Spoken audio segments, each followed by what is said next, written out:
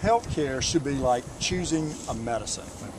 We were taught in medical school that you choose a medicine because it works, it's safe, and how much does it cost? With what we're going to be dealing with the Obamacare is, one, it's not going to work, two, it's not going to be safe for the patients, and three, it's going to cost way too much. Alan Wilson understands that, and he understands what this is going to mean for South Carolina and the United States, and we're proud to support him to be the next Attorney General.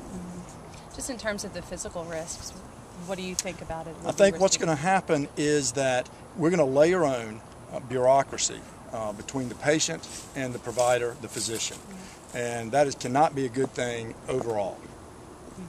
Okay. And just in terms of the financial situation, how would that affect? In South Carolina, it may cost up to $100 million over the next 10 years, $1 billion total, that we're going to have to, that's going to cost South Carolina to put this into play.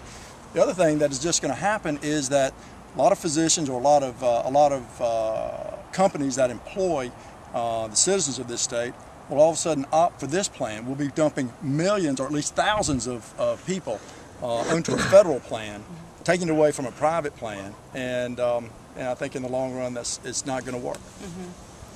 Just in terms of, sorry, I'm just going in with questions. These are usually things I would say for the... Well, ask me about colon cancer screening, and I'm really good at that. Well, I guess just tell me a little bit about your business here, your affiliation.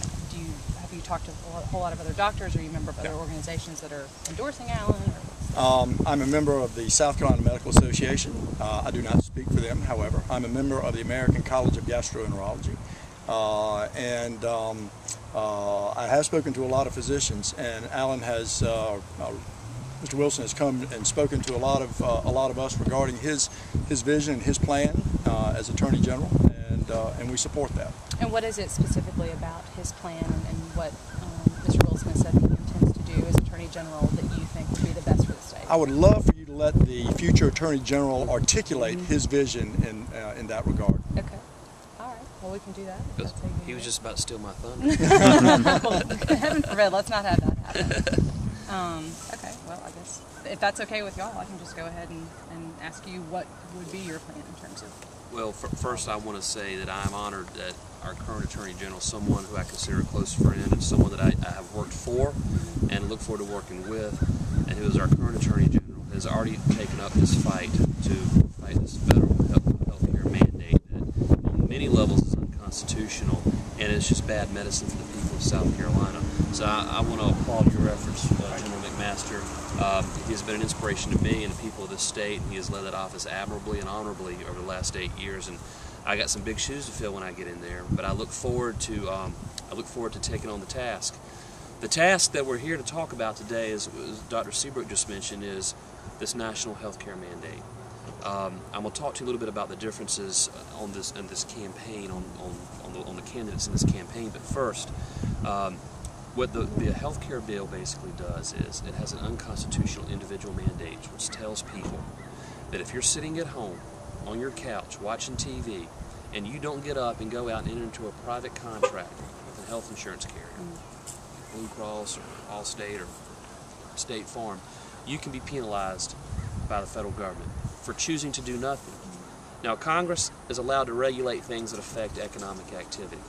What this health care bill now does is it regulates non-economic activity. Choosing to do nothing is now something you can be penalized for. And that is an overreach of the federal government through the Commerce Clause that I have ever seen in the history of this country. And it is something that we have got to stop. Additional to that, people say to me, well, Alan, the government makes us buy auto insurance. Yeah, but you make a choice to drive on public roads and avail yourself of that opportunity. This is just sitting on the couch doing nothing. So this would be like saying, okay, you don't own a car, you don't drive, but we're going to require you to buy auto insurance anyway. That's the same thing we're doing here.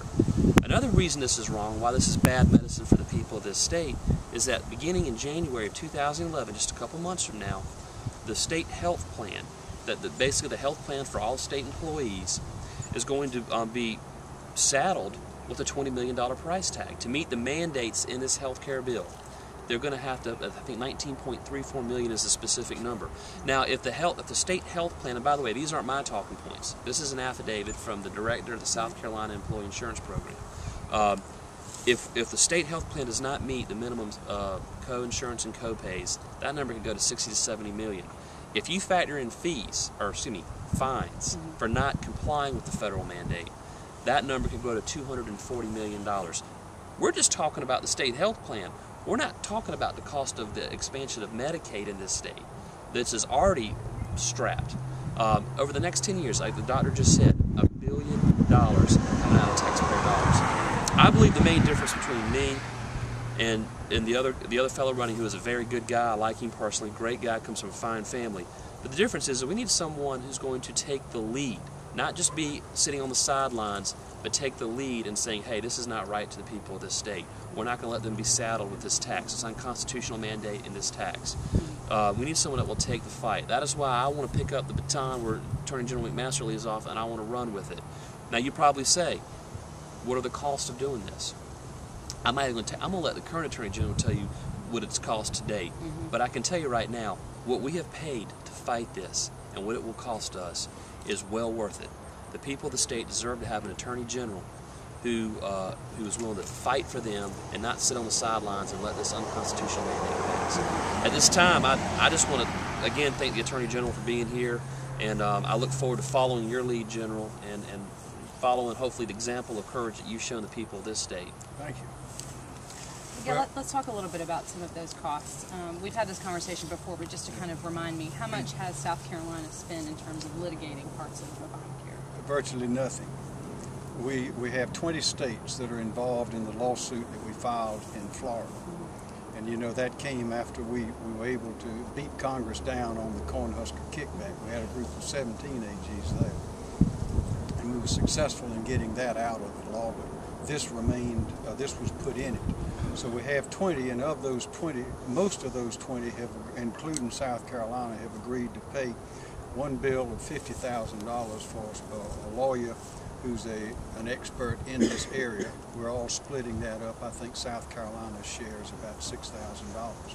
So other than work that's done in the office by the attorneys and prosecutors in the office, that's the only cost. So this is very minimal cost, particularly when you look at the damage, as Dr. Seabrook mentioned, that would be inflicted. And Mr. Wilson pointed out that there's about a $20 million price tag that's going to come due for the employees' plan in January. But in addition to that, as Dr. Seabrook said, it's about $100 million a year for the expansion of Medicaid. We've got no way to pay for that. We can't. The state does not have the money today to pay what's due on Medicaid as it is, much less when it gets expanded up to whatever it is, 133%. And that's another part of the lawsuit. That's a part of the lawsuit. Now, the individual mandate, as Mr. Wilson said, is the most unconstitutional reach of congressional power that any of us have ever seen. The federal government is a government of limited powers, and they have the powers listed in the Constitution. And the 10th Amendment says that anything not listed there simply can't be done. It's reserved to the states. The states have constitutions of very broad power. That's why they can require a permit to hunt fish or hunt alligators, or to build a room onto your house, and all those kind of permits. They have very broad power. Not so the federal government. The state government can require